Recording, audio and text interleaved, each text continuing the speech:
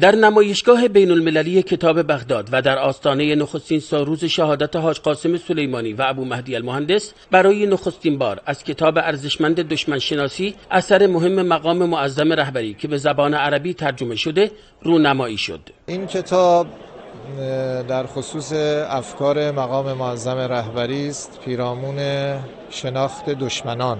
با رونمایی این کتاب هم انشالله به زبان عربی این کتاب در اختیار همه علاقمندان به فکر مقام معظم رهبری، علاقمندان به شناخت بینش و بصیرت اسلامی در خصوص دشمنان میتونن مراجعه کنن و به عنوان یک کتاب مأخذ انشالله خواهد بود. کتب عدیده لسماحة القاضی اضافه کتاب‌های مختلفی از حضرت آقا در این نمایشگاه مشاهده کردیم، از کتاب‌های حکومت و ولایت تا اندیشه‌های رهبری که برایمان جالب بود. در نمایشگاه بین المللی کتاب بغداد که 21 کشور اسلامی و اروپایی حضور دارند، بیش از 40 کتاب از آثار مهم مقام معظم رهبری در دسترس عموم قرار داده شده. اما ویژگی کتاب دشمن شناسی که ترجمه عربی آن معرفت العدو می باشد، این است که فرصتی مناسب ایجاد کرده تا ملت‌های اسلامی هم بر مشترکات خود بیفزایند و هم دشمن واقعی خودشان را بیشتر بشناسند. انصح الاخوه المطلعین والادباء از نویسندگان و ادبا و خوانندگان می‌خواهم بیایند و از تنوع کتابی که در این نمایشگاه وجود دارد بازدید کنند، به خصوص کتاب‌های جدید محور مقاومت که برای ما واقعا تازگی داشت.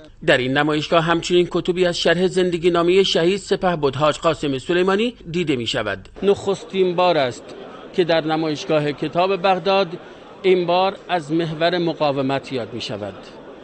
از حاج قاسم سلیمانی رحمت الله علیه تا روایت فتح و دیگر کتاب‌های مجاهدین لبنانی و دیگر کشورهای اسلامی وابسته به محور مقاومت. جلال خالدی، خبرگزاری صدا و سیما، نمایشگاه بین المللی بغداد.